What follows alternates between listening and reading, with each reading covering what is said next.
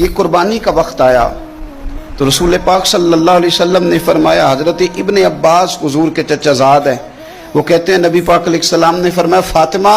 اپنی قربانی کے قریب آ جاؤ اور گواہ بن جاؤ۔ فرمایا اس کے خون کا قطرہ زمین پہ بعد میں گرتا ہے، اللہ قربانی کرنے والے کے سارے گناہ پہلے معاف فرما دیتا ہے۔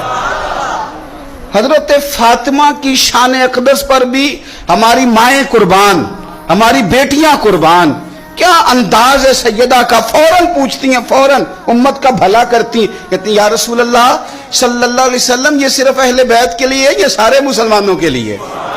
کیا کمال ہے، کتنا پیار ہے حضور کی امت سے، حضور یہ صرف اہل بیت نبوت کے لیے ہے؟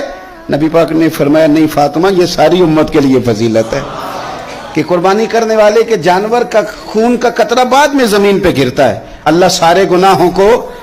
پہلے معاف کر دیتا ہے۔